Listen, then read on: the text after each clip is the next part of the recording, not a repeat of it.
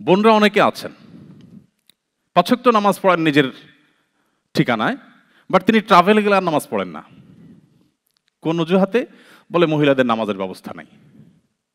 আমার প্রশ্ন, আপনাকে যদি বলা হয় ট্রাভেল টাইমে ৫ মিনিটের জন্য যদি তুমি একটু ব্যায়াম করো, উঠা বসা একটু ব্যায়াম করো, তাহলে তোমাকে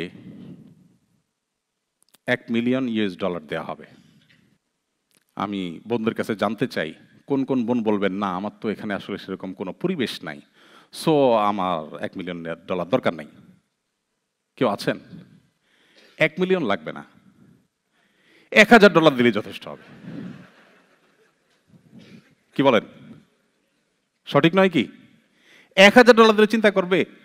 না হলে অন্যরা ক্যাবিন ক্রুরা দেখে 2টা গালি দিবে, না একটু বকা দিবে, না একটু আমি অস্বস্তিতে পড়বো, না হয় হয়তো এমন একটা পরিবেশ হবে সবাই বলবে মাথা নষ্ট হয়ে গেছে নাকি, এখানে বিমানে ব্যায়াম করার কি আছে, এই তো, এর বেশি কিছু না। বাট আমি তো $1,000 পেয়ে যাব।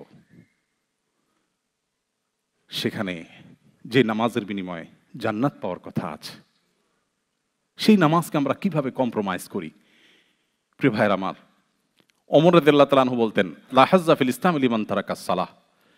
যে ব্যক্তি নামাজ ত্যাগ করে ইসলামের তার কোনো হিস্সা নাই, কোনো অংশ নাই, এই জন্য নামাজ ত্যাগ করতে পারেন না। আমি আমার মাকে নিয়ে একবার ট্রাভেল করছিলাম ঢাকার গাবতলী থেকে যশোরে। আমার মনে আছে, বাস ছেড়ে দিবে 10-15 মিনিট সময় আছে, এদিকে নামাজের ওয়াক্ত চলে যাবে একটু পরেই। তো বাস স্টপেজে কোথাও, এখন তো বাংলাদেশে অনেক মসজিদে মেয়েদের নামাজের ব্যবস্থা আলহামদুলিল্লাহ হয়েছে, বাট আমি যখনকার কথা বলছি আমার শৈশবের কথা, স্টুডেন্ট লাইফের কথা, অনেক আগের কথা। নামাজ পড়ার মতো কোনো পরিবেশ নাই। মাকে বললাম, মা নামাজ তো পড়তে হবে, এদিকে সময় আছে 15-20 মিনিট, কি করা যায়? বলে, বাবা উজু করারও তো ব্যবস্থা নাই, আর মসজিদে গেলে তখন মানুষ মাইর দিবে মহিলা নিয়ে মসজিদে গেলে।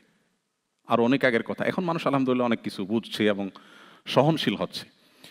তো একটু পানি কিনে ধরলাম, রাস্তার ধারে দাঁড়িয়ে তিনি উজু করলেন সম্ভবত, আমার যতটুকু মনে পড়ে।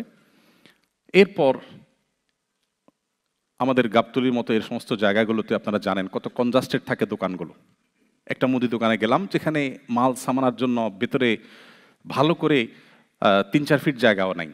দোকানদারকে বললাম, ভাই আমার মা অনলি 2 রাকাত নামাজ পড়বে, জাস্ট 2 মিনিট টাইম লাগবে, আপনার দোকানের মধ্যে কি আপনি জায়গা দিবেন?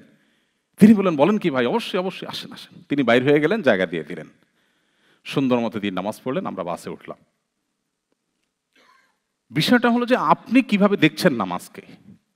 আপনার কাছে যদি নামাজ ফরজ এবং এটা না পড়ার কারণে আল্লাহর কাছে শাস্তির মুখোমুখি হতে হবে, সেটা যদি আপনার কাছে সত্যি বিশ্বাস আপনার অন্তরে থেকে থাকে, আপনাকে পৃথিবীর কোনো শক্তি নামাজ থেকে বাধা দিয়ে রাখতে পারবে না। আপনি যে কোনো মূল্যে আদায় করবেনই। তো এই জন্য ট্রাভেল টাইমে যারা নামাজ পড়েন না, তারা এই ব্যাপারটাতে আমরা খেয়াল করবো ইনশাআল্লাহ।